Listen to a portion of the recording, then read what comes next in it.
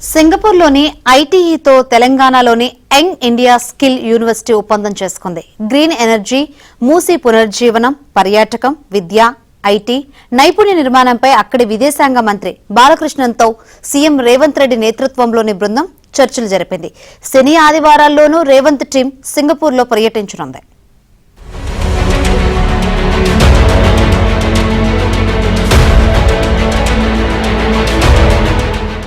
Telangana CM Revanth Reddy Singapore లో పర్యటిస్తున్నారు. ఇందులో భాగంగా అక్కడ ITE, the institute of technical education తో తెలంగాణలోని యంగ్ ఇండియా స్కిల్ యూనివర్సిటీ ఒప్పందం చేసుకుంది. సీఎం రేవంత్ రెడ్డి, మంత్రి శ్రీధర్ బాబు సమక్షంలో ఈ ఒప్పందం జరిగింది.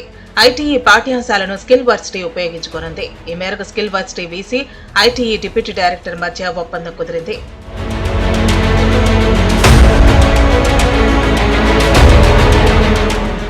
ఆ దేశ విదేశాంగ మంత్రి వివిఎన్ బాలకృష్ణన్తో భేటీ అయ్యారు. గ్రీన్ ఎనర్జీ, మూసీ పునర్జీవనం, పర్యాటకం, విద్య, ఐటీ, నైపుణ్య నిర్మాణంపై వారు చర్చించారు. సింగపూర్లోని అభివృద్ధి పనులతో పాటు తెలంగాణలోని ప్రణాళికలపై ప్రధానంగా చర్చించారు. రాష్ట్రంలో కొత్తగా ప్రారంభమైన clean and green energy policy, దానికున్న అవకాశాలపై చర్చ జరిపారు. సింగపూర్లో జరుగుతున్న అభివృద్ధి పనులు, రాష్ట్రంలో జరుగుతున్న అంశాలను పోల్చి చూశారు. నిధుల సమీకరణ గురించి సమాలోచనలు చేశారు.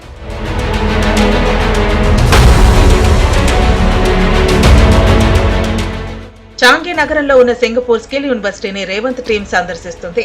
తెలంగాణలో కూడా స్కిల్ యూనివర్సిటీ ఏర్పాటు చేయబోతున్న నేపథ్యంలో ఆ దేశంలోని కోర్సులు, ప్రణాళికలు, నిర్వహణ విధానంపై అధ్యయనం చేయనున్నారు. వీటిపై ఒప్పందాలు జరిగే అవకాశం ఉంది. సింగపూర్లోని పారిశ్రామికవేత్తలు, ప్రవాస భారతీయులతో కూడా సీఎం రేవంత్ రెడ్డి భేటీ కానున్నారు. రాష్ట్రంలో పెట్టుబడులకు ఉన్న అవకాశాలపై చర్చించనున్నారు.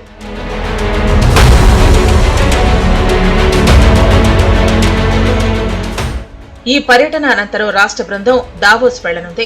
ప్రపంచ ఆర్థిక ఫోరం సదస్సులో పాల్గొననుంది. రాష్ట్రంలో పెట్టుబడులకు ఉన్న అవకాశాలను సీఎం ఈ వేదికపై వివరించనున్నారు. గతంలో సుమారు 40,000 రూపాయల కోట్ల పెట్టుబడులు తీసుకొచ్చిన నేపథ్యంలో ఈసారి మరింత ఎక్కువ పెట్టుబడులు తీసుకురావాలనే యోచనలో ఉన్నారు.